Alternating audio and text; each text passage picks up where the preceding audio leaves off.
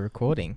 All right, Live. ladies and gentlemen, welcome back to the JD Photo Podcast. I don't know where to look. There's too many cameras. Your camera's that one. So if you want to speak to the audience, you look there. My camera's that one.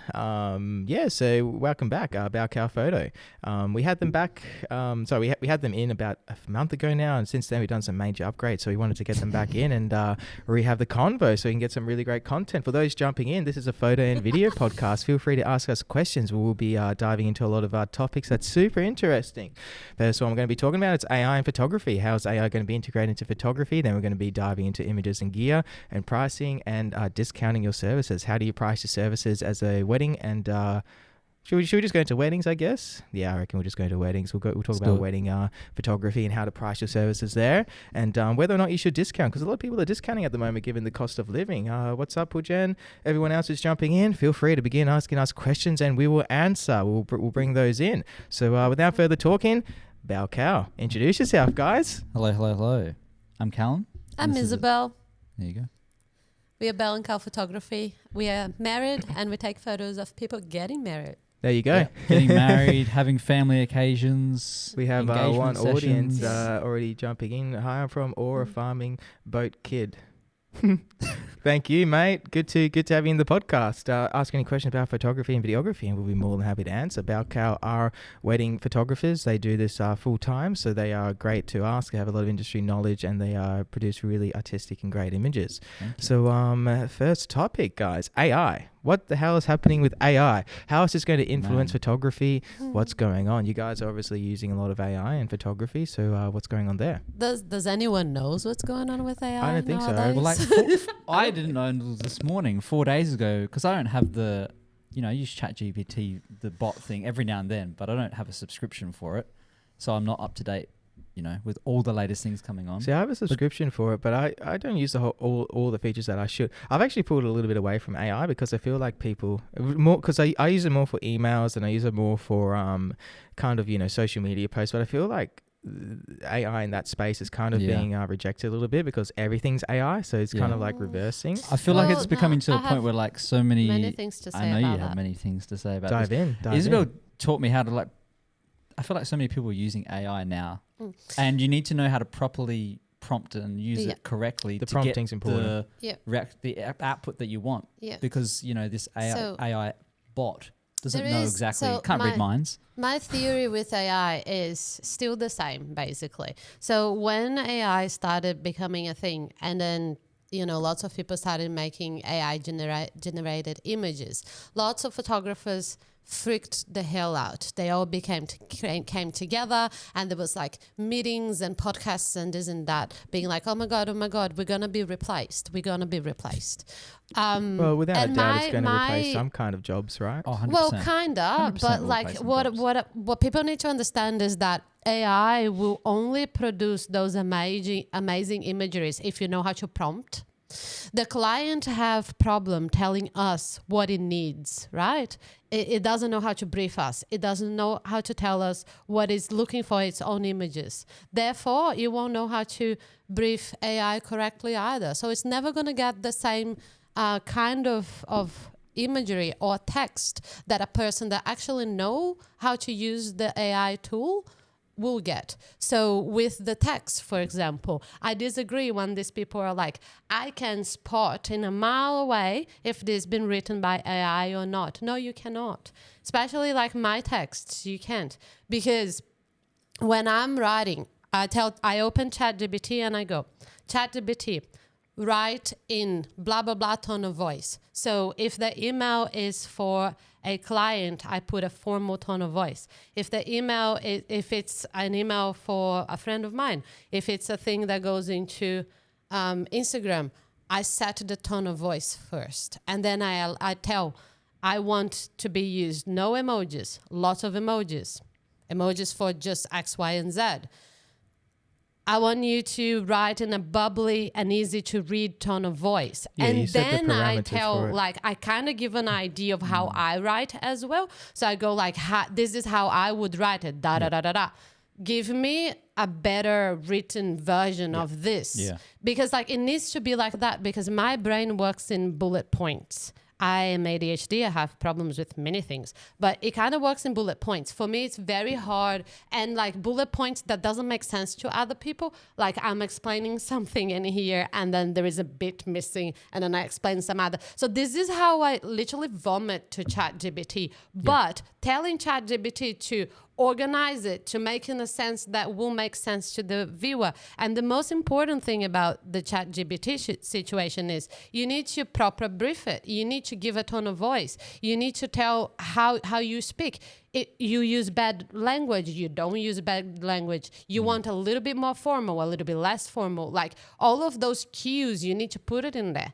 So once you do that correct, it's going to spew a text that it's basically how you would write it. Like every time that a text come out of ChatGPT, I'm like, holy hell, that's exactly what I had in my mind. But now it's like better explained. It lays it out in a very correct and punctual way and structurally correct as well. Yeah, my main problem is the structure.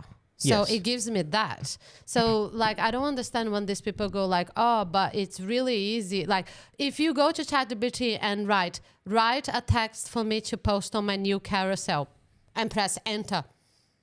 Yeah. Even if you have an assistant, a person assistant next to you, like you need to give lots more information. I feel like people just don't want to give any information and they want everyone to be inside of their heads the whole time and understand what's going on there, Yeah, I think you definitely need to set the parameters for what it's going to write and how it's going to write it. I do the same thing, I just dot point it and then I'll kind of say, this tone of voice and all that kind of stuff. I'm guessing you use it the same way. Have you gone into like in the ChatGPT settings, there's like your own personalization, so that you go in there and you put in, what your business is, your background, everything you do, your clientele. This is so helpful. The tone of voice, and like you don't need to re-put it back in every time. I've done all of this ages ago, and sometimes when I'm writing for ChatGPT, I forget certain things, like a soft sell by the end of the email, a little bit of a let's go for a vibe check or whatever. Sometimes I forget those things, but ChatGPT is just so used on how I like things being written and with that previous information that I've already given, that every time that I forget, they add it anyway. And I'm like, I forgot to brief about that, and it's there. Mm-hmm. Yeah, I've noticed that you can go into like different AI kind of profiles, right? And you can make like AI projects, and you can set the kind of tone of voice. I think you can get lazy though. You can over rely on it, and then your posts begin to become too artificial. Yeah. That's what I've noticed has kind of happened, and I've kind of pulled it back in that sense where I want my posts to be more authentic to me. Yes, I still use AI to do like maybe grammar check, but rather than just kind of dot pointing and putting it in, I'm more so using it in a way where I write my paragraph and then I put it in. I say keep my structure, keep everything, my tone of voice. I've done that. For emails, I do that quite a lot. I'll like half write it. I got a bit lazy for a point, and I kind of strayed too far from that. And it was literally just we will take the transcript from the video and put it into AI and then get the post from that. And I saw a big decline in post engagement. Now that we've reverted, we just had our first viral video in like 6 months. It got something, and within 24 hours, it got something like 4,000 likes and 100,000 views. Which one was it? It was the first person of a corporate event. Oh, actually, really standard 30-second video. Like we've been chipping away. We've been analyzing to see, so it's not entirely accredited to that change in tone of voice. But part of me is like, I reckon the change in tone of voice, Instagram's gone, well, this guy's more human. Let's push his content out again, because it's all algorithm based. It is. Yeah. So it was really interesting to see. What's up, guys who are jumping into the podcast? We got Jill O'Donnell and Cigar. Feel free to ask us a question about photo, video. We're just diving into AI at the moment. So we had a great point. I think Bel said something about AI replacing jobs in photography, and that people were freaking out. So let's go down that rabbit hole a little bit. So obviously a lot of people use AI at the moment for various kind of ways, and we will all agree, I think, that it's definitely the most efficient way to structure posts and stuff like 100%. That. And but how do you think it feels going to integrate into photography in the future? Let's dive into that. AI in cameras. Well, the Canon R5 Mark II has it, doesn't it? It has. They already somewhat. They reckon AI powered. Yeah. It's AI powered too. So like, I don't know. I feel like there is a misconception when people say AI as well. Like lots of people think, like, oh, there is an AI tool inside of that camera, therefore that camera is thinking by itself and making its own decisions. No, that's not how it works. it's not doing that. So, and what's an AI powered tool then? It really depends. So, like for example, that Canon, the R5 Mark II, has AI powered autofocus situation inside. So to make that autofocus more reliable, they used AI into the software of that. To create the autofocus. So they have still an autofocus that works basically the same way as the other ones. Specifically, there's 3 modes within the R5 Mark II that use it. The basketball, soccer, and I think it's volleyball. I might be wrong on the third sport. I'm not too sure. But they almost use like predictive movements of like the understanding that it has on the sport. Yep. So like, for example, basketball. Like you watch these videos, people shooting basketball using they've analyzed that sports for a little bit. They've created certain mathematicals, whatever, to be able to create like going down the rabbit hole. I'm not a full-on engineering on how to make cameras, but that's basically what they've done. So then like they put this tool that they used AI to get to that information inside of that thing. I think the that mistake thing is doesn't that keep on learning. People think that the autofocus is continuously learning. Yeah. But it's not artificial general intelligence yet in cameras. It's not going to continuously learn. So where do you think cameras are going to go then? Intelligence doesn't exist just yet. No, it doesn't. No, not yet. Where do you think cameras are going to go then? Do you think it's going to get to the point where we're able to like speak to our camera on the job? Yeah. I reckon. Right. I've been saying this. I reckon it's going to get to a point where like you can already 5-star images. So what if you've just done a little event, just come to the break and you're like, okay, camera. What if it does it for you? Can you taking the photos and in camera it's filtering as you're going? I think that like years and years and years from now, we won't really have photos anymore. We will only have video and like small content video. 4K upscaled screen grabs are insane with like how sharp they are. The skin, you get some of the smoothing on the skin looks a bit too soft sometimes. But that's you're talking about taking a photo of a video. I'm saying that I think that years from now, about like 20 years from now, photo is not going to be a thing anymore. It's only so you think photography is going to be extinct? That's the clickbait of the title. So. Photography will be extinct in 20 years. There you go. That's a pretty big statement. You know, I can see that argument though, because I don't want that to happen. I do believe that's where we are. So how far away is that, you think? I would hope like about 20 years or more. Probably not. Until my back gives out. I have to retire. Look, I think it's a tricky one because one part of me saying that the AI boom is going to like kind of accelerate photography even more because media is going to become a larger part of everyday life. Oh yeah, correct. 100%. But video, similarly with social media, more video, less images. More video, less images, definitely. Have you seen what AI does with still images now too? Like turning a still photo into a photo with movement? That's what I'm worried about. And is stuff that like that. It's going to get to the point where you don't necessarily need a professional camera on the job. You could do it with a phone. Yeah. So rather than needing a photographer, but that's a pretty sophisticated and advanced AI model. You know, you're talking about being able to take a photo and then in real time, as you're taking 1,000 photos of, let's say, a wedding ceremony, the AI is automatically rendering each image and then turning it into some like really great image. To the other point that we were talking before, somebody needs to tell this AI. Somebody needs to tell the AI computer to do all of that. So it needs to be a photographer by the end of the day because, well, unless it can read our minds. Well, at the moment, but when it becomes autonomous, I found on the internet when it becomes Terminator. Get Arnold Schwarzenegger in here.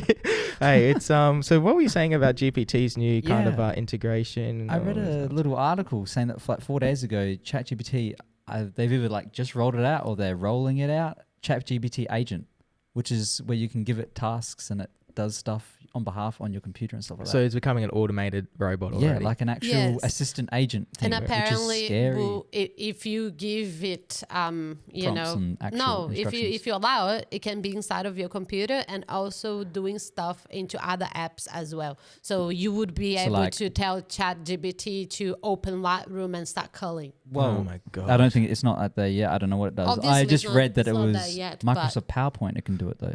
But you know, last week it wasn't there. Exactly. And now it's here. Exactly. And think about that acceleration.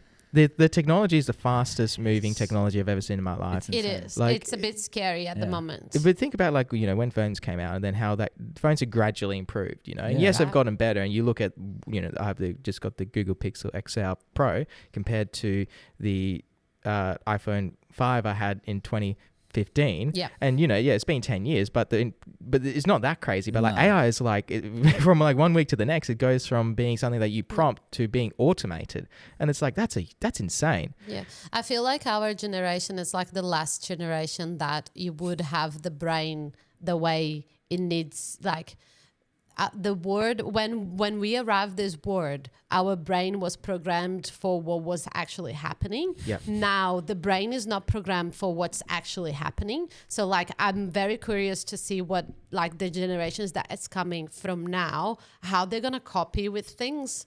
Like, sometimes we struggle. Like, I feel like this, and like, we're always looking at the phone the whole time and whatnot. That brings people into a state of mind of like depression.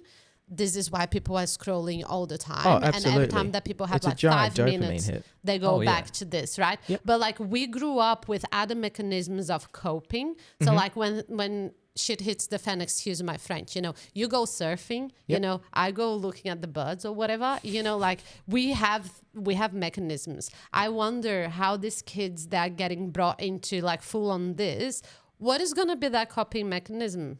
Well, I think there's a lot of technology addiction that's coming, along with the new generations. But I think that's a whole nother kind of thing, Yeah, and I'm sure Yeah, off AI. topic. I'm Sorry, sure guys. AI will have some sort of fix for that. yeah, it Just probably give them could. control. But Just like, let them do everything. you could say that, we'll all be living in artificial worlds and we'll be able to tap out that way. And, look, everyone's addicted to technology nowadays. Everything relies on social media. The other day I was in a restaurant and I was looking at a group of young girls. Sounds creepy, but I think you should rephrase that. Now that you're thinking I was about it, stalked now. Anyways, there was a group of young girls across Yeah. from our table at dinner, and they were giggling, they were laughing, and the whole time it was all through their phones. Like, they weren't engaging with each other. They were like, "Oh, look at this," and then look at this, and I was like, "What the fuck?" Because I'm not like that. If I go to lunch or I go to dinner, I obviously run a business and I have my phone, but if I'm kind of in a social situation, it's not all through Snapchat or Instagram. Nah. But I feel like younger generations, and when you observe them, It's kind of flipped. It's flipped. It used to be It's like different. a rude thing. I feel like Yeah. it still is with our generation. Like, if you don't want to be on your phone the whole time, you get called antisocial. Like, what are you doing on your phone? Get off your phone. Get off your phone now. It's just And I should rephrase. Look, it's not just young girls who are doing it. It's young boys as well. It's boys. They're like yeah. the technology addiction, of like gaming and stuff as well. Yeah. Like, they Oh, all, man. yeah. Okay, so here in Australia, you'll say it's young boys and young girls. Okay, I just came back from Brazil, and I'll tell you, in Brazil, it's everyone. You see 40, It is people, everyone. 40 years old yeah. people, 50 years old people on their phone the entire time whilst driving. Mate, whilst driving motorbikes. Yep. And No, I'm like, wait a absolutely. minute. One hand is here, You the know, other you, hand's you know motorbike. what? I've been guilty almost of falling into that trap because they are so addictive. They're so the good. dopamine hit. Everyone just wants It's it. insane. It's Until ridiculous. it's not. And then it ups with your brain Yeah. chemicals even more. But anyway. I think so, but I think that's that causes addiction, right? It's this, this repetitive hit of dopamine that you get, and we don't realize how much you get and how frequently you are getting it through the day. But this is what's driving photography: is people are addicted to their phones and people are addicted to consuming content. And photography and videography have both seen a massive boom in the last. I feel like Isn't I've it- had more requests for 24-hour turnaround or like turnaround Oh, man, during it's an event, insane. like or During an the event event. where it's not Yep. even like I'm not told beforehand.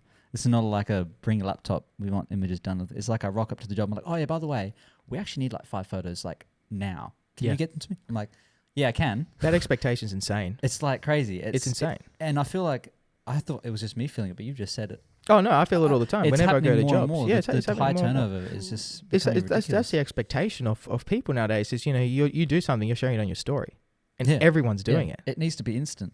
It needs to be It's instant. at the point where like clients would take a little bit less quality Yep. for a turnaround with half the time Yep. than the best quality thing a week later. It's too late a week later. It's too late. It's I especially agree. if it's like an event or something like that. Yeah, corporate So events you've are the already big ones passed it. because corporate Yeah. events are all about promotion and marketing and now, and it needs to be happening right now, and this is kind of what's going on. Yeah. And yeah, a lot of those clients, they'll book in and they will request photos during the event Yeah. or after the event. Yeah. Or at least some highlights or something. Yeah, especially the big clients. Oh, You yeah. you work for the big corporations. They don't fuck around. They want the photos now. Like you book that job Yeah. in, you charge them a top rate. They want the photos turned. Like they Yeah. expect you to go home and edit the photos and turn them back the same night. Half the reason they're paying you is for the images that quickly. That's the thing, not just good photos. What do you think that's going to have on the overall quality of photography? Obviously, Bel, you think that photography is going to be completely replaced by video. Cal, what do you think is going to happen there? Oh, in terms of pricing, we got to follow. Thanks very much, Imaki. If you have any questions, mate, feel free to ask away. We are answering questions on photography and videography. This is a photo and video podcast, currently diving into AI and the integrations into photography and how it's going to impact the industry. Let's hear from the fabulous Bel Cal. What do you guys reckon? Okay. Can I say something though? Go for it. Okay, I come from the industry of live music photography. So this turnaround, it doesn't impress me. Like, this is what we used to when you're a live music photographer, you know? It's literally Elton John is on stage and I need to deliver the image for the newspaper that are almost closing for the day, you know? Like, for those who doesn't know, the newspaper, they need to be able... Newspapers are these so paper things, you read them. So... the image needs to be sent until 10 p.m. If it's sent after 10 p.m., it can't be on the next day newspaper. Yeah. This has to do with the amount of time that it takes for all the papers to be printed and then to be delivered, distributed, right? So if Elton John is in Perth, you don't want to know about it or see the photo of the concert 3 days after the concert, right? But how many photos Elton are you John delivering? is here playing now. In the morning, the photo is already there. So this is what I'm used to. It's one photo, right? It's the highlight photo that you've captured during the event. How are you going to know which one photo they're going to choose? You're never going to send one photo to your client. Right, so especially when your client is Elton John, right? Yeah, gotcha. So I've sent 25 images to answer your question. Yeah, it's a lot. Whilst he was still on stage. That's insane. Yeah. So like, I'm used to it. So the thing of like quality of image, I think that if the person is a professional, it will turn around very high quality image in 10 minutes or in 3 hours. Except, you know, like when it's an image that it's a bride that goes into a canvas that's going to be blown out 3 meters on your wall, like, mate, take longer, you know, like, open up the image, go square by square and like really look at what you're doing. But if it's not that, the person should be able to turn around in less time anyway. It's what I think. It sounds like you're pretty optimistic with that viewpoint, because it's almost like you're saying that high turnaround's always been here and it's just going to get even easier for us to turn around photos faster in a way. And do you think that's going to make photography harder? In a way that only the good photographers are going to be able to turn around photos that fast? I wouldn't say just the good photographers, but I would say the photographers that like to hustle and like to work for longer period of times. I think they're going to thrive better on the environment that it's happening. Because I feel like now the industry is bringing everyone into music photographers, right? Like the expectation for music photography is now all across the board. So it's not like we are music photographers are better or anything like that. It's just like when I put a job into my calendar, I know that the job finishes at 10 p.m., 11 p.m. I know that I'll be editing until 2, 3 in the morning because I need to deliver on that time. You know, like, I don't know. When you're a music photographer, you grew up like this. You know, you get booked for a gig and you know you're going to be shooting until 10, 11 and you need to deliver in a couple of hours after that. So I don't know. If I get a wedding, I already know that I need 2-3 hours after the wedding to deliver some highlights. What do you think, So I put it on my calendar all together. Look, with the music photography thing, that's your A game. So 100% that's correct. It's been there for a long time. It's bleeding into all areas of photography now, like events, corporate, everything happening now. And I feel like with things like, for example, a corporate event that I shot, the event's happening, they need photos while the event's happening. They want photos delivered at like 3 different times throughout the event. They want photos. At no point within the event is there any gap. The only gap is when the person on stage goes, changes outfit, comes back. So you've got like 5 minutes. Just to clarify, are you delivering the photos that you captured on your camera? I have a laptop. You have a laptop, so you import the photos. The back of the room. Pull them off, edit them, and then deliver them. I don't even pull them off the SD card. I put the card in the camera. I go through the card on the camera. So that's my question. If I had to wait for import, that's too long. That's it. So do you think the speed of photography or the expectation from client, because you need to be a good photographer to get that moment perfect and the lighting good and the crop good, and you know what I mean? Yeah, to do all that, but Without then any to also editing. deliver it within the 5 minutes before they're back on stage and you're back out shooting again. So it sounds like that expectation of making photography fast. Yeah. You need to be good. This is what I'm saying. To turn it around. To get to that point where you're asking, do you need to be good to... I would say Yeah. for certain situations like that, at the moment, yes. You I need think to so, be on top of yeah. your game to be able to shoot the entire event, still be on top of things, edit, deliver, send to the client, all happening without a break, without a... Also send to the client without any editing.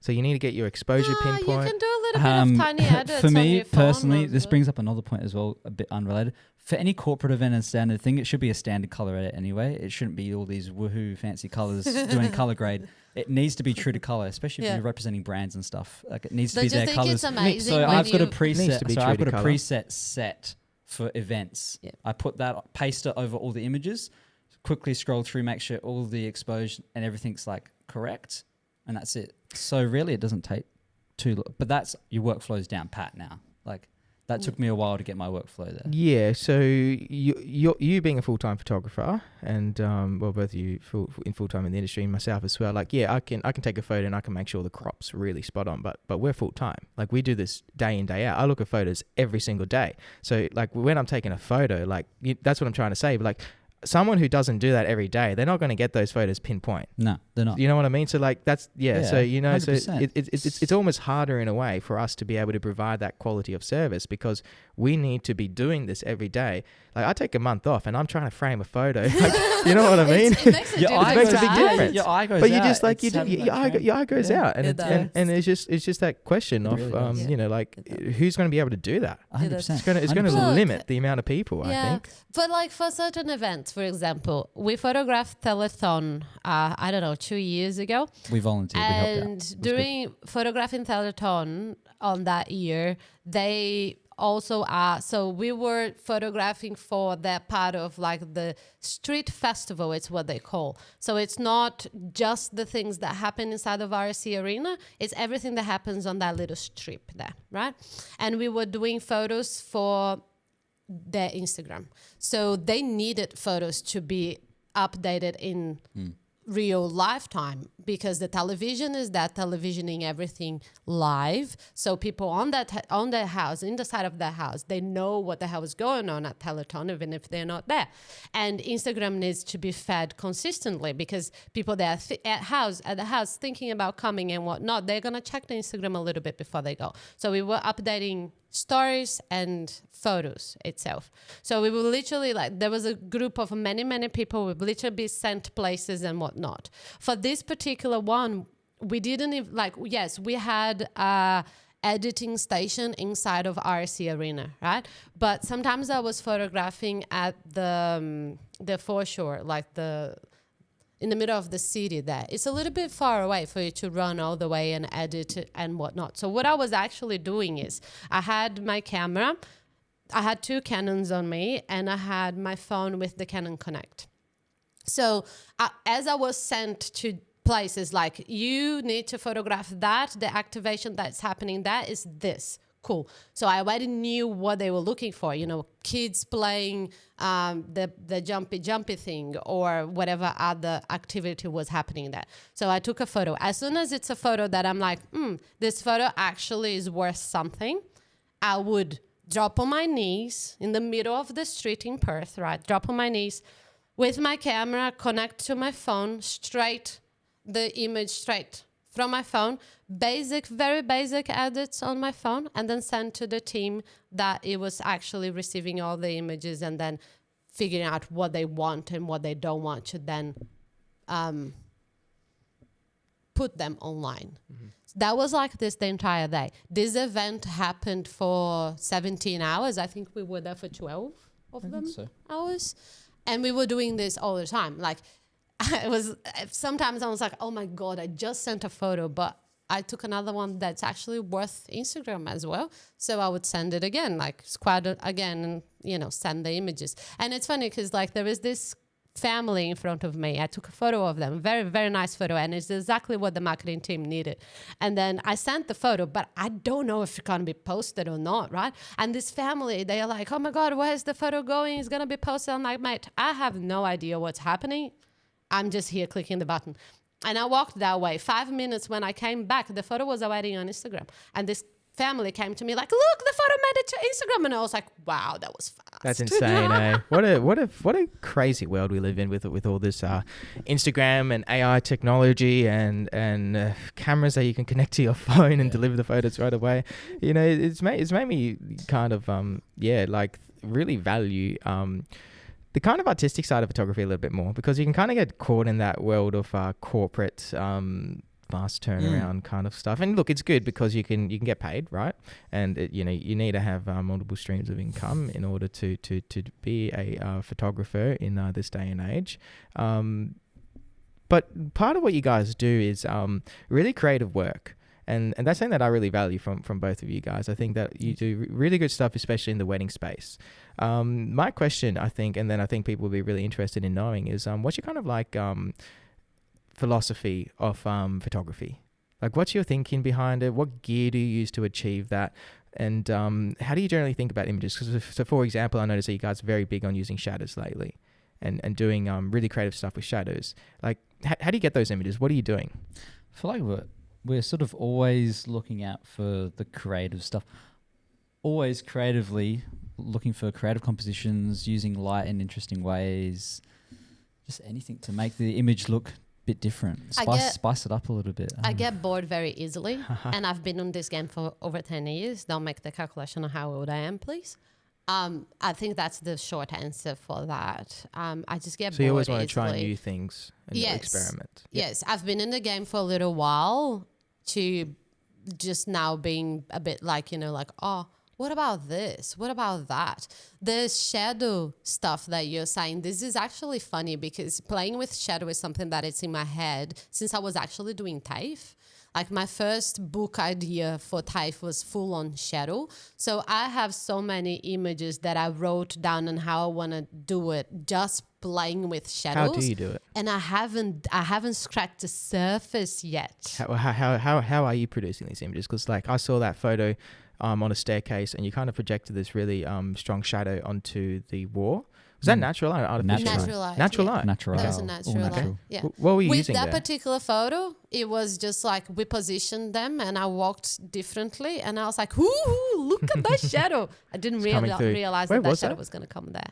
Where was that? KV1. The QV1. I haven't been there. It's a really cool white building in David Perth. Broadway always tags the recommend. place. Oh, is that that church? If you're curious. No, it's a commercial building. It's like Okay.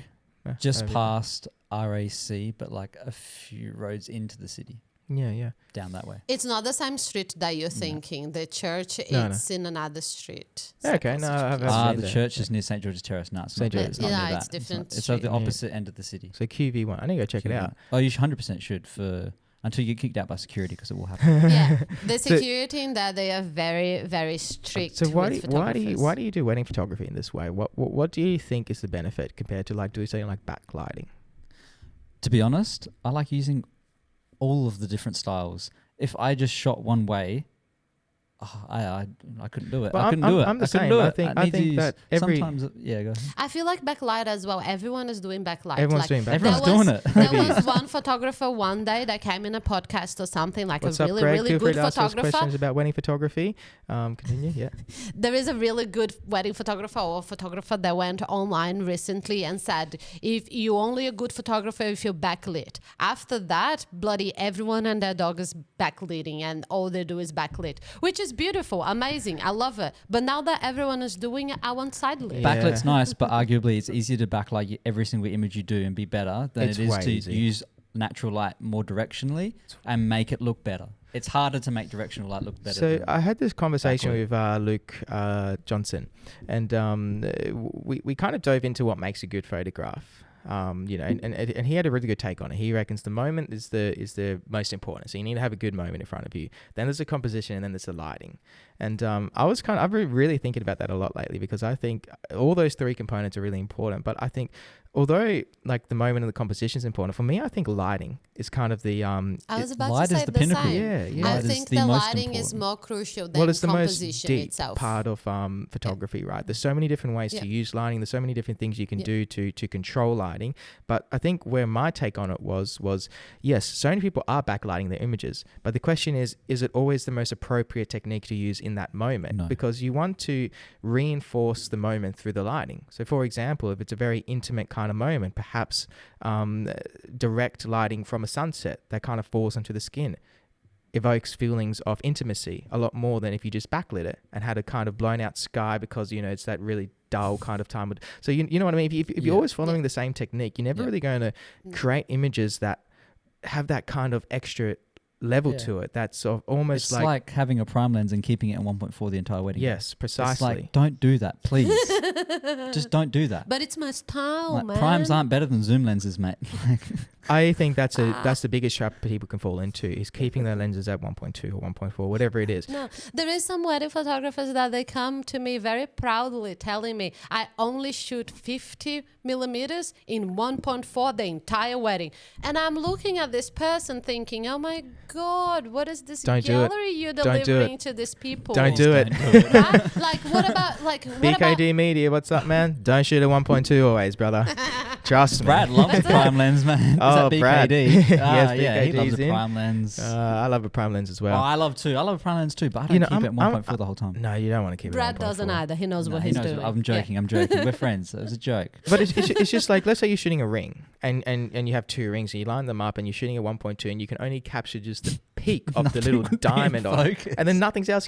Why would you do that? Okay, why wouldn't you show the entire ring? Isn't it objectively better to kind of capture the scene that you 100%. That like even your comments objectively better, thinking about the feel of the viewer. This is very advanced photography thinking already. As it is, the person that's starting, it's very focused on making sure the photo is in focus, and like the bride and the groom are there. And I think that's a really good point. I think, yes, if you're just starting out in photography and maybe you're just getting into weddings, like I did that when I was starting out in weddings, a long time ago now. I think I shot my first wedding in 2020, 2019, something like that. I just backlit everything. Because it was easy, you just put the sun behind them, you get there at 4:30, an hour till sunset, and then it looks good. But you're just producing the same work over and over again, I find, and you're creating galleries that, that photo's timeless, but is it really timeless, Because like, you look at those wedding photographers from Europe or from the US and the way they use lighting, or they're just the best photographers in the world. And yes, they have those really nice backlit images, but they couple it with other types of photos and they create these galleries that are, in my opinion, the definition of what is timeless. It's a collection that really summarizes the day in a highly artistic way. Yep. And you have that stamp on it, your unique stamp, and that's what people pay for. Right? A well-versed photographer understands lighting to the best of their abilities and uses multiple techniques, you're correct, within a wedding day. So then you have these amazing galleries that are using direct front flash, off camera flash during a reception part of it. You've got a bit of backlit because it just looks magical when you need it. But then you've got some direct stuff going on, and then they're doing some wild stuff on the side that they just messing around with and pushing themselves. Because I feel like if you're not pushing yourselves doing new things and trying new things, you're never gonna. I think a very so Brad just said, "Love you guys. I'm learning." I think you're giving us a salute. What's up, Natasha? Feel free to ask us a question about photography. Oops, she jumped out, I think. Bye, Natasha. Okay, bye. I feel like a very good lighting in the image saves an image that it doesn't have a great composition. But I don't feel like a great composition image with shitty lights can be fixable. It's not fixable, but you know what I mean? Like, if it doesn't have good lights, it's not going to the gallery. I feel like the lighting is true. more It needs all important three than of those things in every. But they're all kind of agree. equally important. I don't think it's necessarily a hierarchy, because you can't just take a photo of someone's arm that and it has really cool lighting. Well, maybe you could, but what value is that going to provide to the gallery? I can't, but there is some people that can, mate. Look, okay, well, I get maybe that's not the best example, because maybe have some jewelry or whatever, but I think you still need to have a really good moment, something that's the couple are going to feel some emotion from, but my take on it was, if you just capture the moment and you just have the most bland possible lighting, they're not going to feel anything beyond just the moment. Like if you can, almost like a color grader would like color grade a scene, right, to evoke a sense of feeling. Like cinema's been doing this for 30 years. Like I don't understand why for photographers it's like cinema people have been doing this forever. They've been using lighting and they've been using color grade to reinforce how a scene feels. You have a scene in Australia, it's red, dusty, dirty, dim lighting, and everything's kind of have that red hue. You have something in Joker, it's really grungy and the blacks are squashed and the lighting's all, side lighting and casting these really weird shadows on the skin. Like every single director will use lighting and color and everything to reinforce what they're trying to portray. And I think 100%. Photographers need to, if they want to be that type of photographer, need to do the same thing. Yeah. And I don't know why everyone's so against it. Yeah, if it's a visual art, they should be thinking about those elements. I feel like people that are not really thinking about those elements, they're not there yet. There's levels. They will get there. To be there. There's levels to everything in people's journey in photography as well, though. So people discover this as you go, Yeah, well, but what we do is visual arts and colors and lighting and all that should be as important for photographers as it is for videographers. But it's more like I don't know how you would draw it. It's more like a Venn diagram kind of thing where everything's influencing, and you kind of need to be thinking on the fly, and that's a really hard thing to do, is to like analyze a scene and go, how am I going to compose this and how I'm going to light it to reinforce this particular moment? And you could just do the easy thing, which is, all right, backlight. But yeah, I have been trying to take it one step further lately, and I've been trying to explore and experiment and provide a more cohesive collection that doesn't just have one style, but it kind of has a few different styles. So we're bringing the viewer on almost like a narrative. Yes, love it. Yeah. We have actually started doing it more and more, and that's sort of breaking I feel like general sort of classic wedding session, photography session is one big chunk. They'll do it at whatever point. It's usually after the group photos, before the reception. That might take 40 minutes or however long it takes. You're splitting it up. We're splitting it up. So we'll have maybe like a little 15-minute session, while they're in their one. And then maybe later in the reception, when maybe there's another dress, maybe there's a party dress, they're a bit looser, they've had a few drinks. It's a completely different vibe. Switch up the lighting, do something different. That's it. Adds another scene. Like you said, it just adds to the story of the day and just takes you through the narrative. And, you meant to...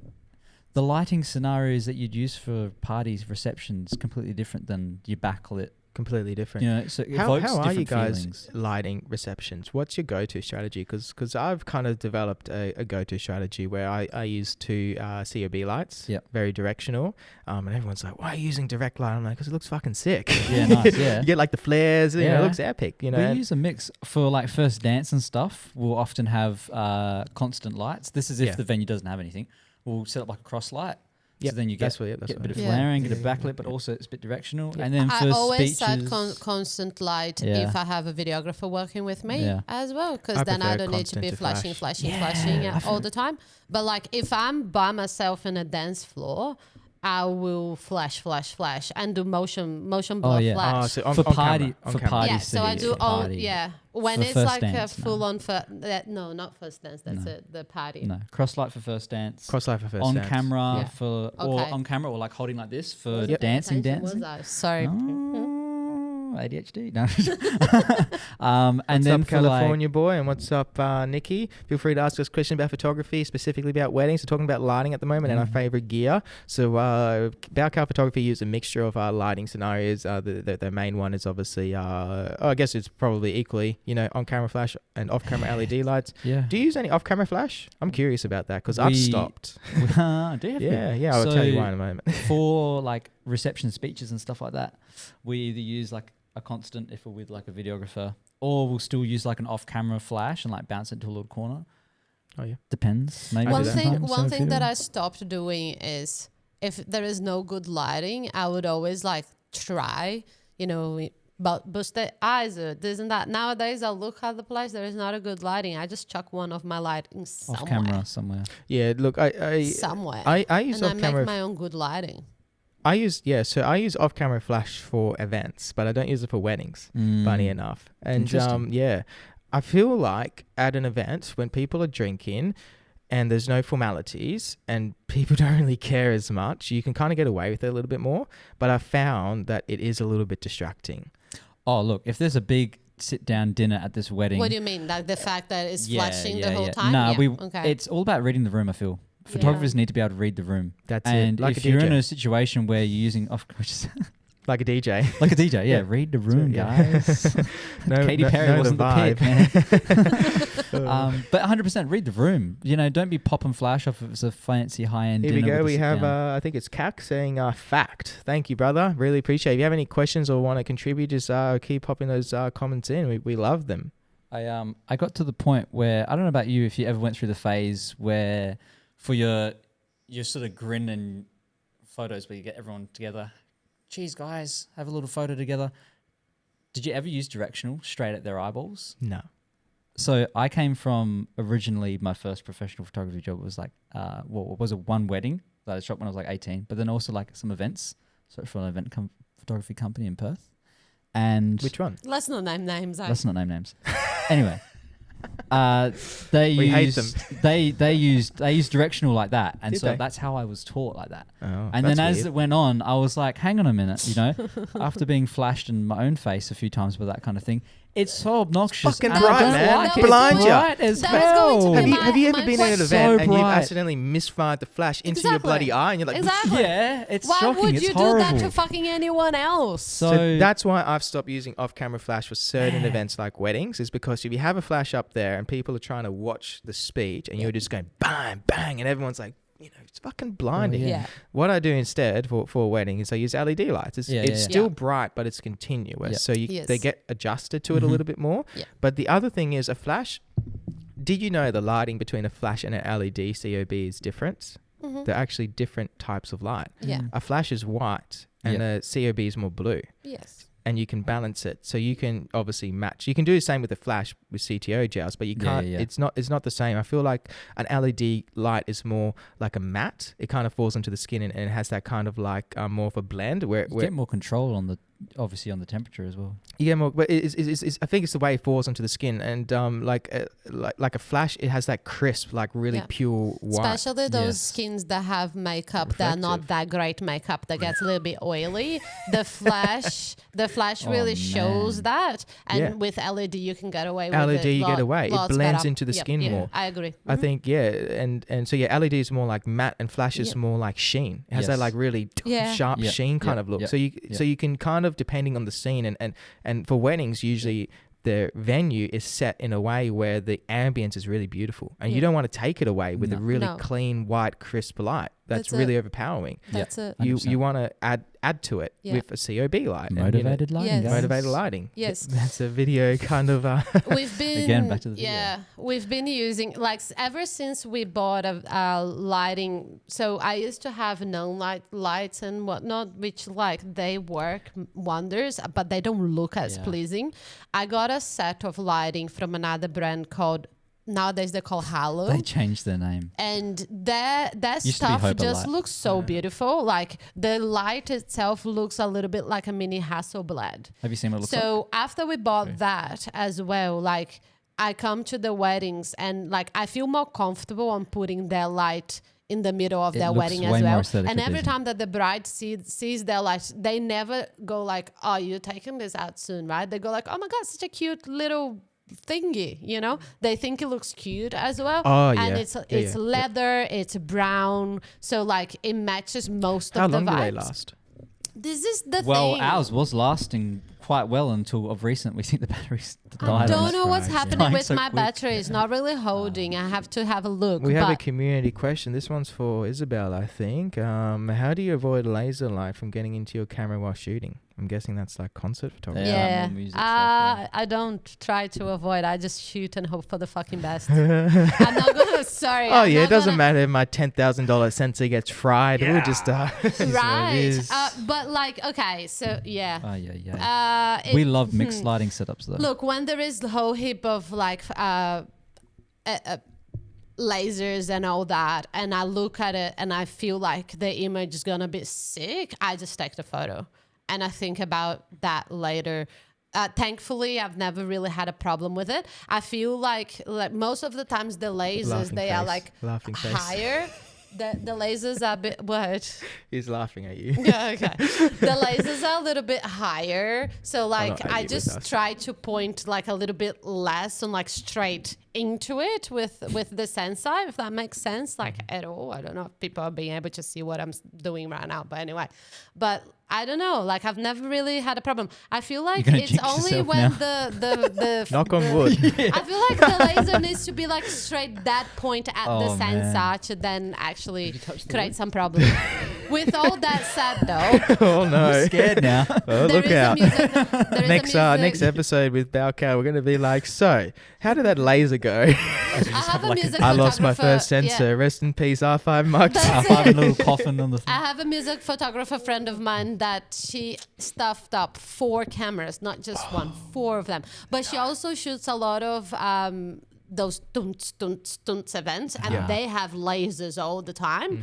I shoot more rock and roll, and they have some lasers every now and again. I don't shoot music anymore, so I've never shot anything as big as what you've shot. So I've never Laser-free. encountered. Yes, Oh, weddings though.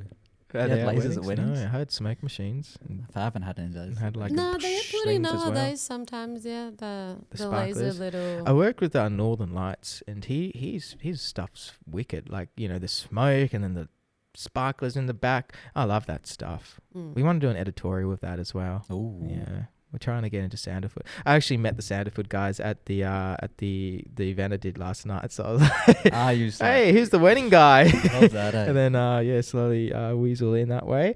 What's up, Silver Kids? What's up, everyone else who's jumping in? We have 4 viewers at the moment. We are talking about photography and videography for weddings, but just specifically about lighting at the moment and what gear we like to use for lighting. So I'm a big COB guy. Direct COB lighting is the best for weddings, in my opinion. Directional lighting and harsh lighting is everything at the moment. It's coming back. For some reason, people are like, it actually works. I don't know why people thought it stopped working. It's been I feel cool like forever. I don't think people thought it stopped working. I just think it's harder to really manage correctly. It's hard to manage It is. correctly. Harsh light, like you really need to be a little bit of a genius to make it look real good. Yeah. Like, you know. The thing I found with harsh lighting in the middle of the day is if you're using something.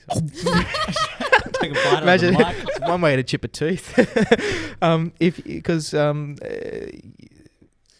Harsh lighting in the middle of the day, Yeah. or like you're like getting the light straight on people's faces, Yeah. and if you're using like an aperture priority or an automatic setting, it will expose in the incorrect way. Because Ryan Ammon was talking about hate this. automated lights. Let's get into this, because Ryan Ammon was talking about this, and we had a few comments of people who were like, "Oh, how dare you not use aperture priority?" And I'm like, well, in certain situations maybe, but I feel like most of the time, especially in situations where there's direct lighting, I find you always want to actually underexpose, because you don't want to lose the detail in the highlights, but you actually want to expose quite dark. And I'm going to try and expose 2 stops darker than what I'm exposing for. I usually do 1, and I'm still finding when I try and recover or get the exposure right, I can usually get the shadows, but the highlights look weird. I don't know. Yeah, shooting directional hard light's hard, man. That's some of the hardest lighting, I feel, especially balancing it with flash as well. And I feel like it's something that happens a lot in corporate space events. You were about to say you don't like aperture priority. I don't like any automated mode on lights. Yeah. Controversial opinion. I've never used. If you ask me to use aperture priority or any automated mode, I won't be able to tell you how to do it. Well, you just Nah, stick come it on, in tell the you how to F2 do it, and then it yes. does it for you. Nah. Technically, Nah, it doesn't nah. work. Tell- It tell doesn't how work. it Does it? I works. don't think it works. I don't like it works like 80% of the time. Yeah, exactly. I personally think. Exactly. Look- I like to know what it's doing. I like to know what it's doing. Yeah. When I started photography, I was prohibited to use any of it, to even bother about it. So I was thrown into the big, deep end. And then I've gravitated into live music photography. Live music photography, it's I've seen that if people want to be good fast, go do that. If you put aperture priority in live music, you will get shitty photos all the time. You're going to get shitty photos all the The time. camera won't understand what the fuck's going on. It will overexpose all your shots all the time, because it really struggle understanding that the crowd is very on the dark and the people are with lots of lights on them. So for the camera to balance that and understand that, it's really hard for it. So it just tends to overexpose everything. Right? I agree. And that's what I've noticed with harsh lighting. And music is slightly different, but it's mostly really harsh directional stage lighting. Exactly. It goes through it's the same technology problem that the camera will have to struggle with. Let's put it that way. So I feel how do you get around that? You learn how to fully how do you expose manually. for the highlights? Do you underexpose and protect the highlights? Do you overexpose and protect the shadows? What's your metering like? I feel like what am I metering? It's always for the highlights. Yeah. Even when I'm shooting digital and all that, I'm always shooting for the highlights. If you were to think about a histogram, where would your That's of what I was highlights about fall to say. into? Yeah. That's what I'm about to say. I feel like most people mistake is not reading the graphics, especially with mirrorless, right?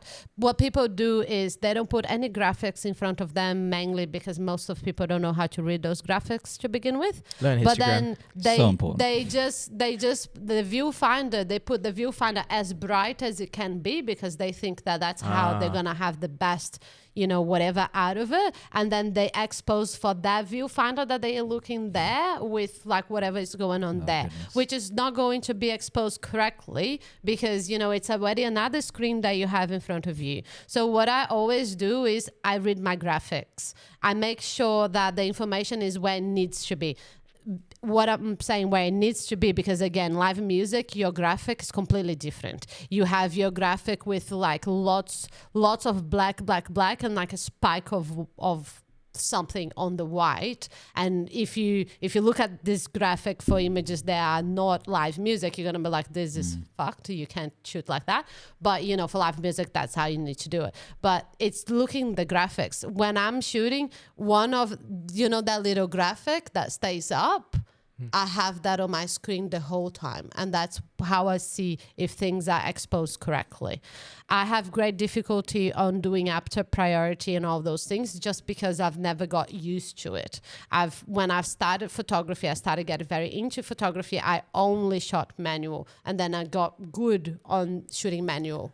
So what I do is person for a while. But it's fine. I don't have a problem with it, at all. I feel like sometimes it can really help people as well. Yeah. In certain situations on a wedding day, for example, when you have a little bit of people on the shadow and a little bit of people on the thing, and you want to go quickly between them, you do a lot faster on aperture priority than you would do just scrolling in and out. But I do scroll in and out. Yeah, look, yeah, I do scroll in and out. The way I do it is I usually set my shutter speed higher or set it to a midpoint, so then I can come lower and come higher, and then you just move between the two.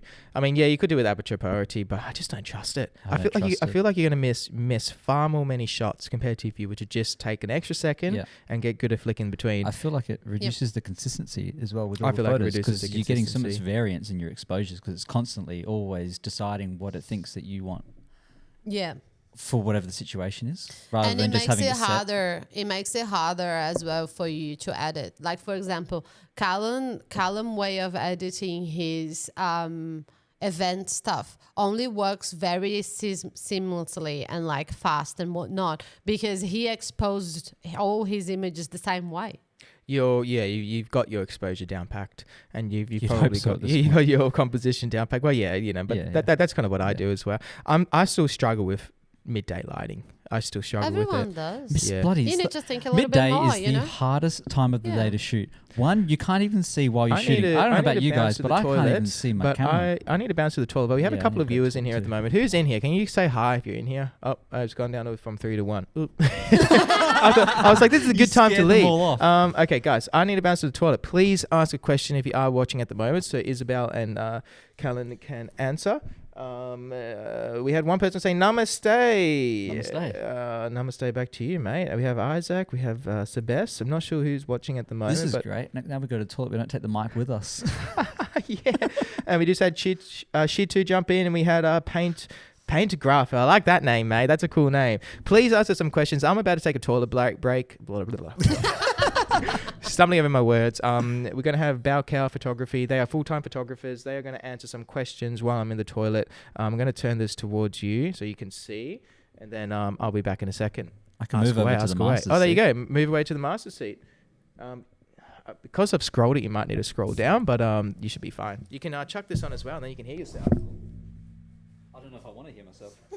Sounds good, mate.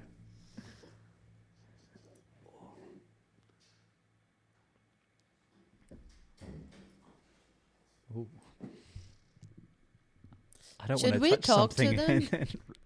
and What do you guys shoot? Who is in there? And what do you guys shoot? What kind of photography? I think I'm in the right position where if they comment, I'll see it. I hope. Is there anyone saying anything? Not really.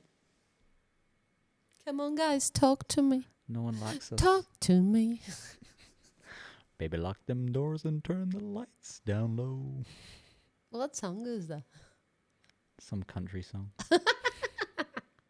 That's not the song I was singing at all. James is taller.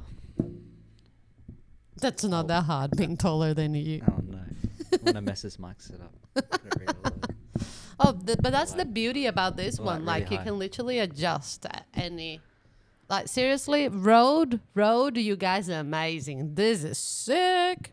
Send us some stuff. No. Some ad time for Rode. This is sick.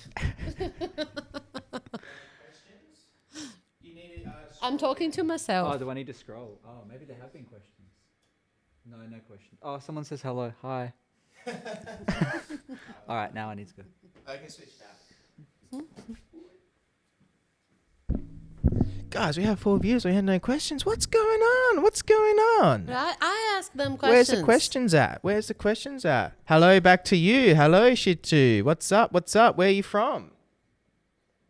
What kind of photography are you guys into? Oh, man. That wow. was my question to them. Oh, if they reply to you, but they don't reply to me, then that's personal. Now, they are responding to you. You just need to scroll. Because the thing is, anyway, I'm going to answer you a question.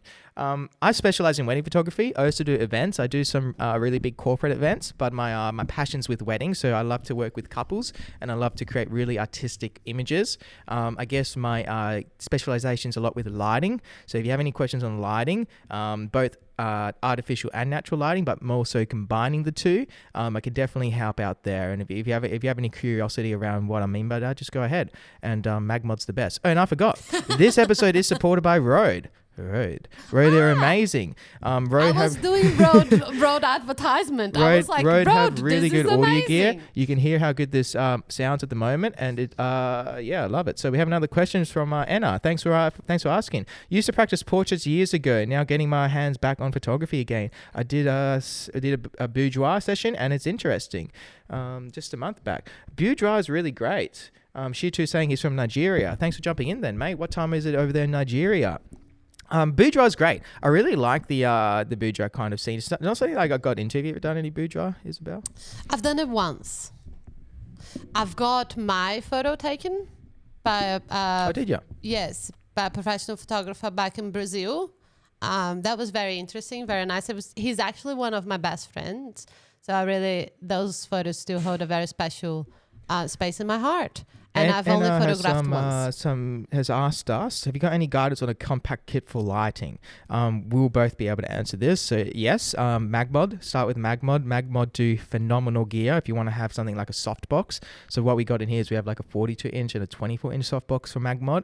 And you can adapt it to both LED and to studio strobes, as well as speed lights. So you can use this kit across everything. It is expensive, but it's worth the investment because it is adaptable to everything. Couple that with the Godox flash and just invest entirely in the Godox system, Godox trigger. We have a crossover. Godox trigger, Godox flashes, and Godox strobes, and then you'll be able to use them all together. So highly recommend grabbing those. What else have we got? You wanna answer the question as well? I agree 100%. Magmod for modifiers, they're really, really good, although I don't have any modifiers from them, but they are good.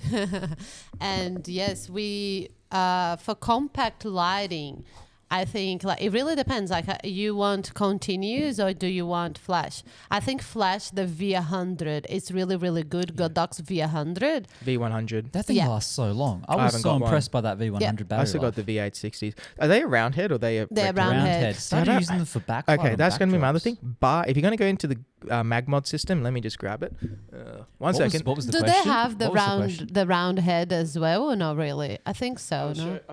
I'll show everyone why. As a flash photography enthusiast, I have not transitioned to the round heads. Yeah. There is a single reason why. It's because MagMod did the best gear. So buy MagMod. They are expensive, but it's worth it. And this is the flash adapter. So you can see as the rectangle, you can fit 2 in there. If you buy the round head, you can only fit 1. I don't know if that's been updated. If it has been updated, that's huge. And we will switch over to the round heads. Yeah. But at the moment, I still use rectangle because I can put 2 in there. So that means I can double my speed light power, lower recycle time, higher flash output power. It's I've never seen that before. so This this is amazing. so I've this never so seen this you before. you can put 2 8200s in Yo. here and have a 400-watt flash. No wonder you use the 8200. Yeah. I was, Yeah. There you always go. looking at your And then videos and I you, see, I was like, you wow. clip a softbox onto here, and it's literally just a magnetic clip, and it comes straight off. It is that Yeah. quick. This thing's fucking amazing. And you That's can cool. attach lots of other things into Yeah. it. So you put like inside of a softbox Mm. or stuff like The that. Very V100 cool, is very more cool. powerful and touchscreen than the V1. I don't have the V1s. I have the V860s or something like that. Yeah. I have both. I don't use touchscreens. We Fuck got the- touchscreens. Yeah, well, Yeah. But I bought touchscreen's it. I bought it, and like the touchscreen was one of the things that I was like, "Ooh, cool! It has touchscreen." It really bothers me that Yeah. have touchscreen, to be quite honest with you. If, But the if you're working outsource- professional, the buttons are everything. yeah, Buttons. the like the flash, the light that comes out of it, and the amount of times that I need to charge that unit, it's really, really good. My V860 has gone through 3 events. I haven't Yeah. charged it. Yeah, 3-4-hour events. Yeah. Yeah, I shot that that's award it. ceremony. I was shooting at 1/16th of a power. I took 600 photos with the flash and it went down 1 bar. That's it. Mate. Yeah, Insane. That's And that's so 2 good. events in. So now Yeah. I'm at my 4th event. So every 4 events I charge it. the V100s are a little bit like that too. Remember the life of AA batteries? Yeah. The Canon 600s is what I used to use, Oh, and you would man. go through half an event. I still have, I still Whole have one battery of of those. bags. I still have I one. got one in the You- closet somewhere. Yeah. You need to put the AA batteries as well, like Yeah. those batteries. What's that you what's know. up, Creek Creative? We can't really answer community questions, so feel free to ask away. We have we're wedding photographers and event photographers. We dabble in a lot of lighting, artificial and natural lighting. So feel free to Mm. ask questions if you have any specific questions on that. I don't know if you covered already the 8300. So Anna Pack that we says use. thanks But to that's to, not to really everyone. compact. We're very very welcome. Tune in that's next right. time, Anna. Okay. And Understand. the podcast will be live on YouTube and Spotify, so please check it out on there and show us some support. Also give us a follow on Instagram, eh? I love that. There you go. Promotion. Road. Gold. All right, let's dive in. So we got about 20 minutes left before we need to wrap up. Mate, these and, things always fly. It goes so Fly, man. fast. So They're fast. so fun. Oh. They are so fun. Yeah. Yeah. So anyone, if I've invited you onto the podcast, just come on. It's fun. It is fun. It's So- really fun. I don't- And, like, I don't I am even- horrible. Let me look directly into the camera. I am horrible at being on camera, and I don't like it at It's all. fun. But this is fun. It's fun. James, can I come back? yeah. We're gonna do these episodes bi-monthly or monthly. I reckon. Bel Cal, come in. Fun. Oh yeah, we're down Let's for do it. that. That'd Alright, be there cool. you Let's go. do in the middle of Sold. the season as well. Fuck So, the like, season. We can get the. Instead of us looking all cute and whatnot, we're gonna be here like, oh Yeah. my god, Weddings. I hate weddings. Oh. I want to quit. man. I'm quitting tomorrow. Nah, it doesn't matter what time of year for us because we do a bit of everything. So That's right. it ends up being I've actually messed, man. my June, July has been so busy. Events. Man, Freaking we came insane, back from man. Brazil. We've been slammed. It's been I'm absolutely slammed as ridiculous. well. Yeah. Yeah. To be honest, Although this week's wet weather days, I don't know about you, but wet weather days coming in on the it's raining today, can't do the shoot. We're getting rescheduled. Oh It's yeah. happened twice this Oh week. really? No, Yeah. I haven't had that. Yeah. I haven't done a whole lot of commercial. A lot of my commercials in videography at the moment. I'm really trying to get those big videography kind of commercial jobs. That's what I'm trying to push because that's Ooh. what I want to end up in like 10 years. I see 10 years down the line. I'm like video commercial companies and make Fun. ads. Nice. I love Yeah. it, man. Because Ooh. lighting. You're talking about lighting. Yeah. That's where it is. I did a recent video. I don't know if I can share. Lid's laughing with us. Welcome to the show, Lid. Feel free to ask us any questions. So what was I saying about lighting? I found a really good system for lighting, corporate events on the fly. Shall I say it? It's my technique. Fuck it. Reflectors. One direct COB bouncer with a reflector. Mate, reflectors are So you think about it. So you have backlight with a dunch, and then Yeah. you put it in, bounce it back with a reflector, soft light. So you have backlight that's really harsh, nice. and you get the like that. hairlight, and then you bounce it straight off onto the subject, and you get soft light on the front. I'm doing I that. don't understand. I don't understand why Steal my ideas. photographers. I'll make a content out of it too. Oh no! I don't I stole it from understand someone why else. photographers they don't reflect. You know, like the amount of photographers that look at me like, okay, so how you lit in this? And I go like, oh, there is one light here, the other light there, and they're like, that's it. You know, like you have 7 lights in your house, How am I going to do this? I only have one light. Bloody reflecting. You know, if you don't have a reflector, Buy a 5-in-1. put the Mate. $50. If you don't have a reflector, It's place changed. the person next to a white wall. The reflector is No, there. seriously, do you know how much I spent on parking in Perth City?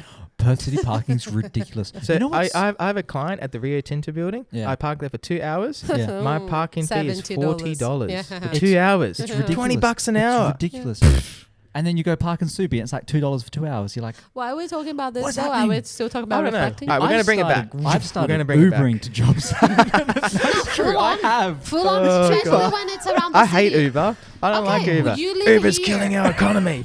You They're live killing here. our economy. You live here though. We live in North Perth. Yeah. Okay. Yeah, you do. North It's like Perth. $10 To get an Uber from my house to the city is $7. Tell me where I'm gonna park the car for $7. You're not going to park It's the not car gonna for $7. Okay, let's Not put gonna 14 then, because Fuck the the $7 government. Fuck to the go and West Australia $7 to government. come back. We're from West Australia, by the way. Yeah. Fuck the government. I don't mean that. I This don't is think actually so. the last podcast. SWAT team, look out. And I'm applying for my PR. Let's not say shit about the government right Okay, now. no, We love no, the no. government. Yeah, with it. Make it sound true. No. We love you, Australia. Love the government.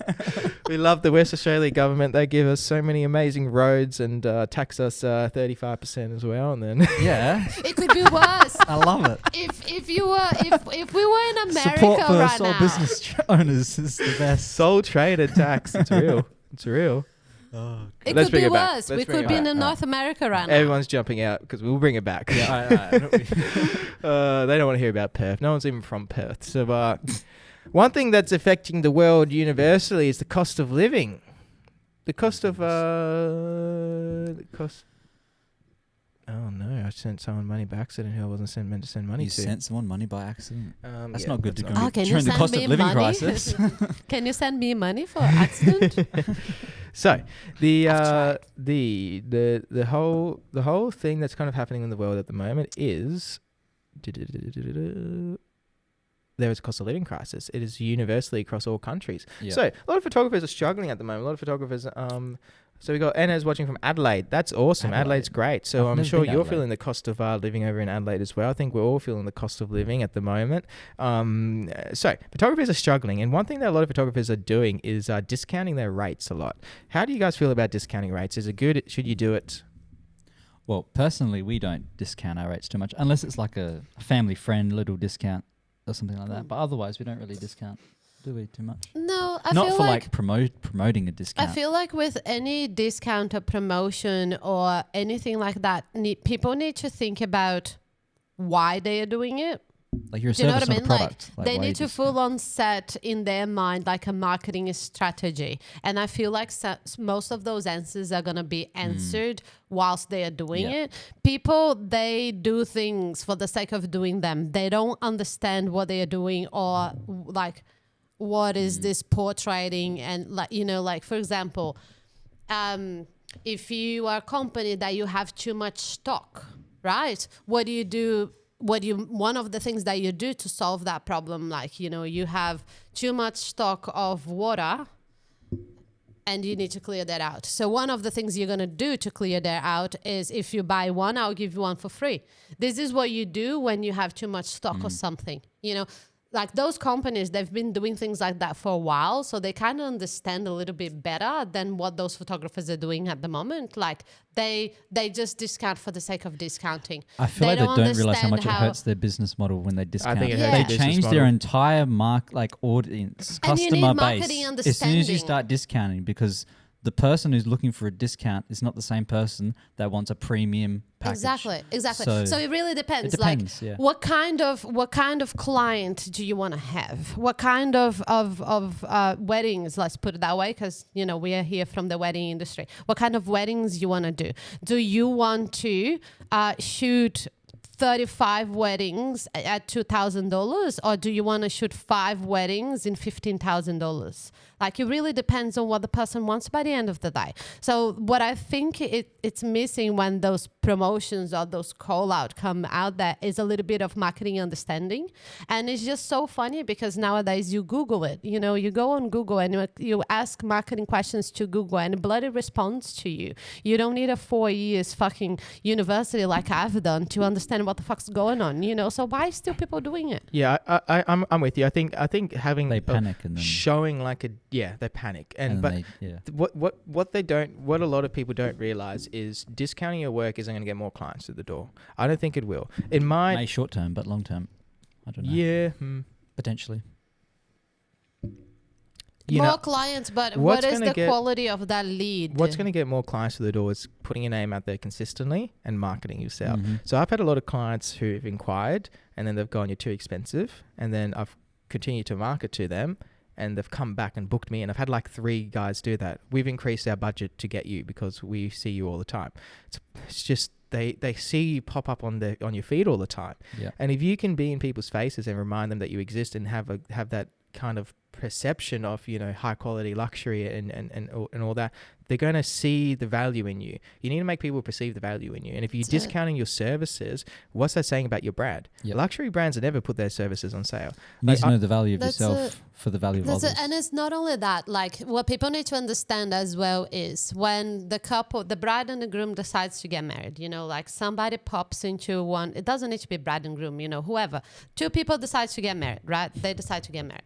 And then they start thinking about things and they go like, about $500 for the dress, about $200 for this. So they kind of have a budget in their mind, kind of.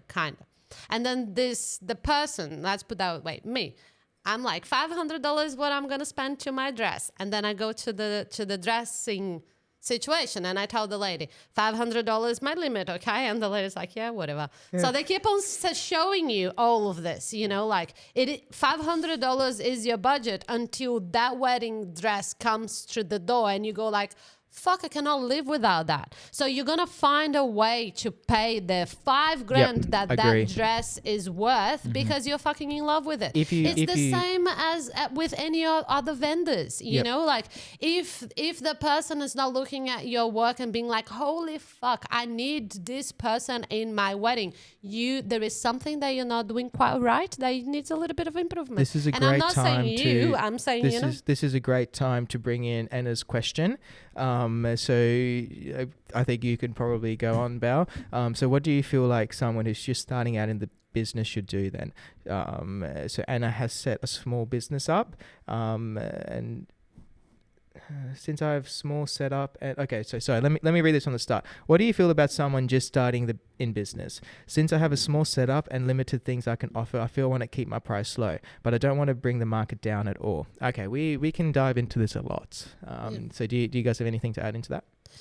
Don't worry about bringing the market down. Everyone is on their own path. Therefore, they should have their own prices, okay? It's not because you're charging $200 on a wedding and I charge $5,000 on a wedding that you're grabbing my clients. That's not the case. Just forget about the market. Think about your business and like what you need, I suppose. Like that's one of the first things I would have to say. The other thing is like... if you're starting out and you want to keep your price like accordingly because you're starting out, tell this to the client as well. You know, like I want to, like, this is the job, whatnot. I'm starting out. That's why my price is like this and whatnot. There is people that are going to give you plenty of opportunity. And when the person knows that you're starting out as well, they are a little bit more understanding. That's why we put L plates in our cars, because and the red P plate. So the other drivers, they are way more experienced. They know that you're just starting. You know, some people, they see the L plates and they're like, oh, yada, which they shouldn't, because everyone been on our plate. What do you think, Cal? I agree, you know.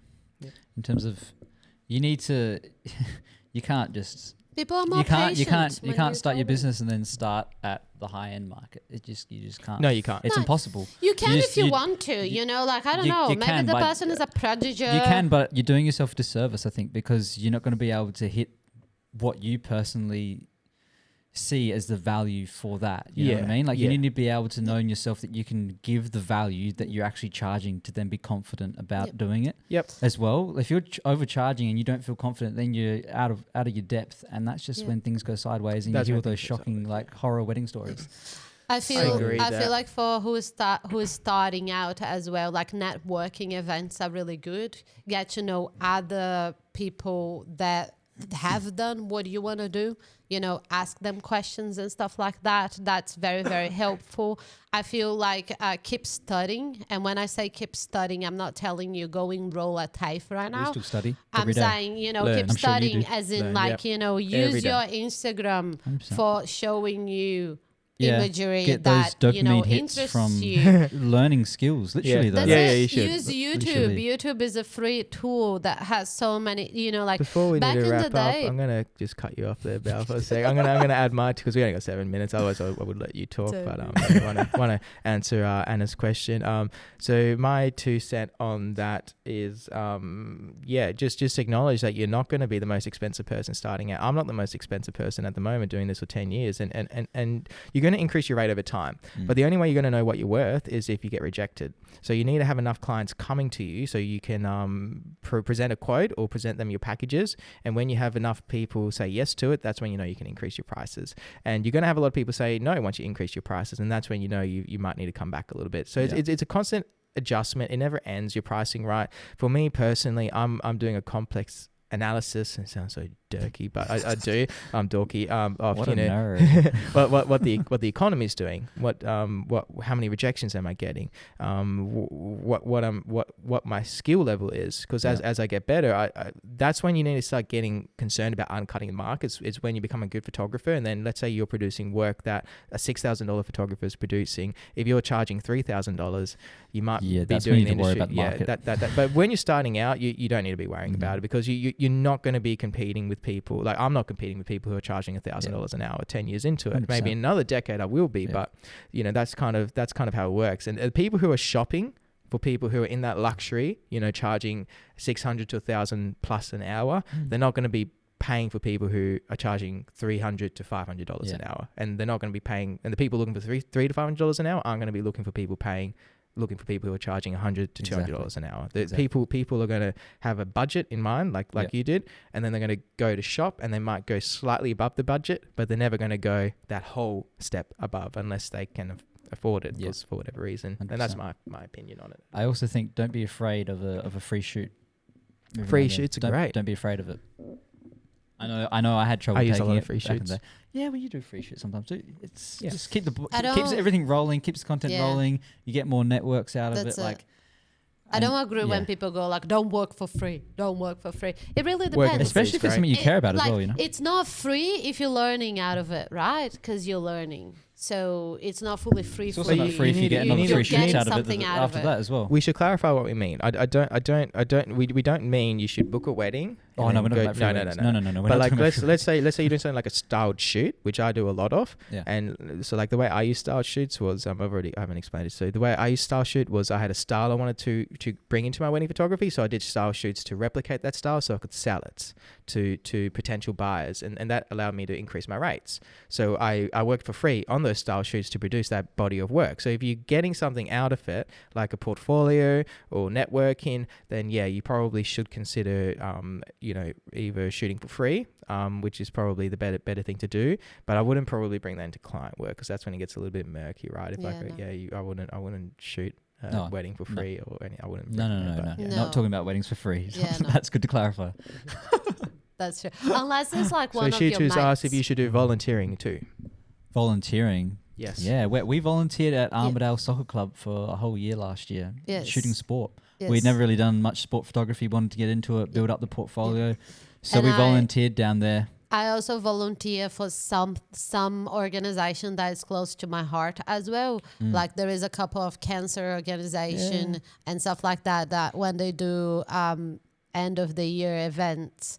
And there was one that was like cancer with live music as well. They sent me like a full-on quote, what is your price? And I said, for you it's free. I'm happy to do this so you guys have imagery. So I still do things like that, So like if it's close to your heart, why not helping a non-profit organization with your skills?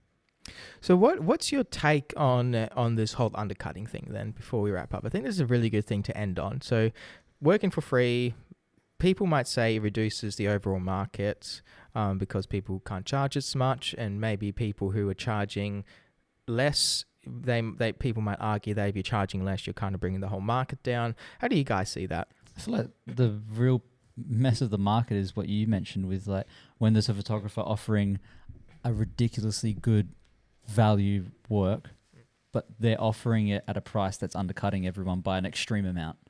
I think that's when it starts messing it up. Yeah. I feel like I think that there is a space for everyone, and I also feel like the person that's always looking sideways to what your competitor is doing is never planning forward on its own branding. So I feel like the person is to keep more on like your own path and understand where you want to be 5, 10, 12 years from now, rather than checking what people next to you are doing all the time. Yeah, I don't think we should worry about what other people are doing per se. Mm-hmm.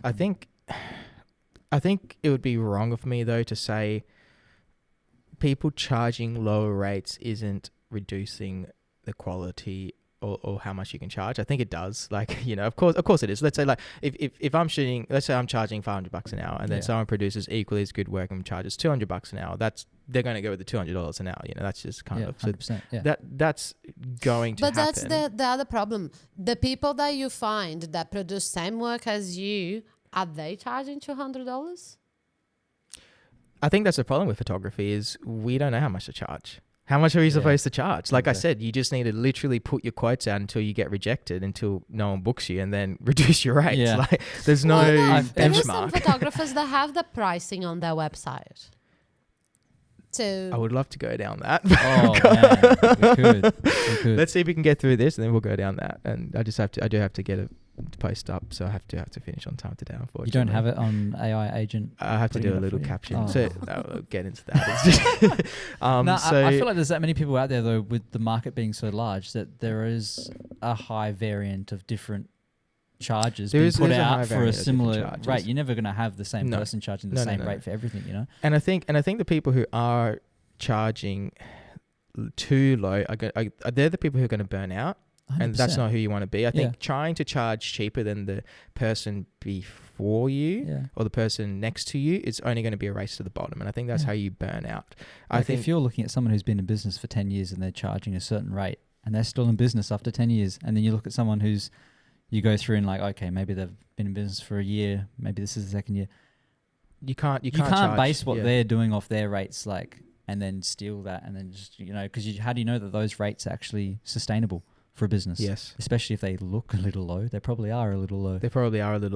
And you're probably gonna burn out because you need to take more work in. 100%. I agree with you. I think that you don't want to worry about what other people are doing. What you want to do is you want to look at your service and you want to provide the best service you can, and then see what people will pay for it and see what that service is worth, and continually refine that service over time. So, like the thing that I do with weddings now is planning. My whole service is based on planning, communication, liaison, making sure we're going to be in the right spot at the right time to get the photos you want. Planning and how easy it is your life during the weddings now that you have it all planned. Stress-free.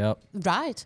Like, sometimes I look at my bride and my groom and they know what is time to do because we had this discussion previously before. And they got it.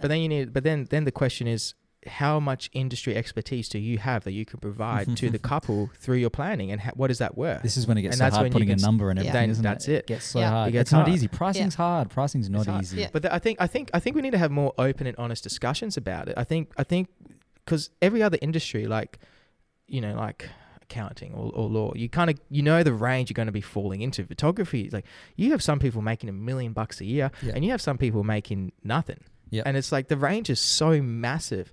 And part of me is like, we shouldn't do it because then you're gatekeeping, you know what I mean? If you can't, but we shouldn't gatekeep, because at the end of the day, it is end up a creative art form, isn't it? So it's still going to be different for everyone. But you also don't want people working for too cheap because they think that's the right thing to do and then burn out in absolute misery, you know? Because that's Go the to other business side. School. I don't know what to tell you. Yeah, but I don't know, because it's a hard one, eh? Because like my photography degree did not teach me business skills, and I did that for 3 years. Yeah, we did photography at TAFE. Ours did, but ours is a little bit different. TAFE is more based into the industry. So there is business, there is lots of like, there is a very good base on that regard. There's a whole unit on like but how to then price I yourself. feel like, you know, those fun. So what do they teach in that unit? That would be great to end on. We went in different years, but I remember my unit being like, you break down your monthly monthly earnings. For example, say you were a wedding photographer, you would break down, you know, how much you need to live for a year. And they broke it down that way. They've done it for me, the business side. They went through everything. They spoke about CRM, which is like, you know, Student Ninja and stuff like that, and how that can help you. They spoke about tax and how to do it. They spoke about like how to do a business plan from beginning to end, how you would do your own business plan on your photography business kind of thing. So like they gave like examples of like business plans and marketing plans, as well as like 5 years ahead, 10 years ahead, and 15 years ahead projections of your business. That's how that's pass it to me. That's pretty in depth as well. It was very in depth, and like, to be honest, the documents that I've done for TAFE, I used them for my own reference for my business when I was starting. I think one way that I do it is I know that, like 50% of my takings are going to go straight to expenses. And so, you know, it's like, or, you know, just whatever. So I just divide it in half and then divide it in half again, or divide it in a third. So, you know, wedding, I know that every hour I shoot, I might do 1 hour of 2 hours of post-production, 1 hour of client liaison, something like that. So, you know, you kind of like, I break it down that way, and I go, what do I want to earn? I don't want to earn $30 an hour, $40 an hour, $50 an hour. And I just kind of base it on that. I mean, that's how I've kind of done it, but that's not a very proper way to do it. In the end, I really don't even know how much I'm going to make that year until the year ends. Then I'm like, oh yeah, that was a great year. Oh, that was a shit year. And, you know, ideally you want to go up every year and, you know, kind of increase. But the pricing is one of those things that we could go into for a whole episode, I think, and we could really dive into it. The industry, the wedding industry especially, is kind of in shambles at the moment. I feel like, you know, people are freaking out, and for good reason, because things are expensive. And, you know, I think the main takeaway though is discounting your rates and having a constant discount over a period of time is not discounting your rates. No. That is your rate, and stop pretending it's a discount, because people are going to be like, oh, this guy's offering a discount. It's not good for your brand image. But also, it's actually illegal to have a price that's not your price and then discount it, and there's whole legal things about that. Be careful. things like, you know, you go to like the other industry that's in shambles at the moment is the non-essential home utilities. So things like, you know, plates, luxury plates or high-end plates. You know, you go to like the home stores and they sell those knives, and they're like, used to be $1,500, now $200, and they've had this discount for like the kitchen warehouses of the world. There's like forever sales, closing down sales. You've been closing down for 5 years. They've all gone out of business because people don't have money to spend on it, because people are spending so much money on rent and mortgages. Do they don't have money, or the priority has changed? They're out of business. What I'm saying is that people's priority has changed. You know, like I feel like 15, 25, 30 years ago, when you just got married, you would have people in your house and you wanted the good plates and this and that. Nowadays, No new one phone. gives a rat ass about it. I mean, I you just go spent $1,000 to on my phone. I Target, thought you that was go a great to deal. $1,000 isn't cheap. No, that's you go to like, you know, yeah. I don't know. These days. The plates in my house, they are all black from Target because I think they're cool. They're minimalist black, cool, and they cost $5. That's a good point. You know, that is a good point. Priorities have changed as well. That's not. It's not just a thing but I think I personally think that is true. I also think it's that people like kind of probably look at how much they're spending on rent and going, I'm not spending any more money on my home. You know, I'm already spending 40% of my income on rent. Yeah, that's it. I feel like well, you know, COVID really put everything tits up as well. Like it's been 5 years already, and we're still like, you know, and also. I don't like in Australia is a little bit less, but like it's been more, so right? Because like 2025 we started in 2019. We're not leaving. Oh, that was a lot of fun. That was a really good episode. We have 3 people in here at the moment. We had heaps of people come through. I don't want to go, guys, but James is kicking us out. Get out of my house. Can I take this with me? We'll invite you guys back. We'll do an episode 3. We'll do Bel Cal Photo episode 3. We'll think of some more topics and get you back in. Episode number racked up on each one. Yeah, we do. You know, I've done 6. This is episode 6 official. We have Eric Sandstorm coming in next week, so that's a great one. You can play the song as he enters. Oh my god, I can do it on here. You should. You have to do that. That's good. All right, that's not telling me about that. I want to hold the records of like the people that came in here the most. Yeah. We want to have the highest episode number. You've already got it. We want to keep that record. Actually, we have Luke Johnson coming back for episode 2, and we have Mark Wong coming. Everyone who comes in wants to come back usually. Yeah. So come in, guys. It's so fun. It is fun. Anyway, let's wrap it up. Right. Thank you very much for watching, guys. That was a really good episode. We dived into a lot of topics. The JD Photo Podcast, supported by Rode, Bel Cal Photo. Everyone, peace out. I need like.